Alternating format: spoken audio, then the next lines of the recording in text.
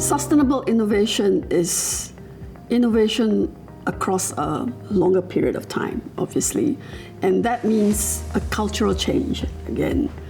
And so risk management is really, something that we do, whether it's something that's embedded within, the organization. Okay, I think that's, a lot of organizations see risk as a compliance issue, something that you need to check the box and get it done, and you delegate that to the back of house. But a truly successful organization need to see risk as a means, your muscles of your body to get the organization to achieve your business objective. So we've got to make sure that our risk management frameworks in the first place are well embedded into the processes of the organization, and have an element of emerging risk also embedded within the risk management, because risk management is not just about current risk, but also emerging risk. So whilst keeping our eyes forward in terms of what's to come, in terms of sustainable innovation, for example, I would look at that in terms of what changes you would need to keep that innovative edges, for example, that a company has, because these are only edges for a short time. What happens when your competitors wake up and do the same thing?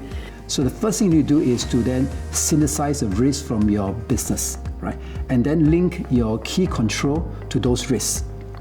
And after that, you then start monitoring key control, monitoring the key risk indicator, and use that to drive and manage the risk of your business, so that when something goes wrong, you know about it ideally before it becomes a very big mistake or a very big loss, right? You can put in remediation action in time. I would say that simplification. And then simplification is not only a one-off project. Simplification should be a mindset in the day-to-day mindset that you constantly apply. Meaning that you actually need to make sure that everything we do is more simple, more transparent, and more fast. If that's the case, we will see the risks, we will see the opportunities, and we can definitely act faster. So it's always going to be an evolving cycle of ensuring continuous sustainable innovation.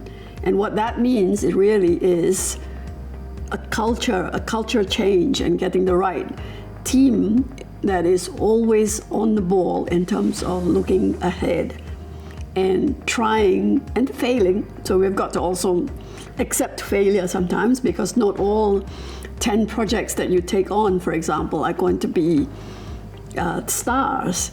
We've got to accept failure, and we've got to start small, we've got to encourage everyone, and we've also got to reward. So it's also part of the culture, part of the performance management system, and that rewards and does not punish as well, failures that come out, because you don't try, you never know, right? So I think that's a lot of that needs to be put into place in organizations as well.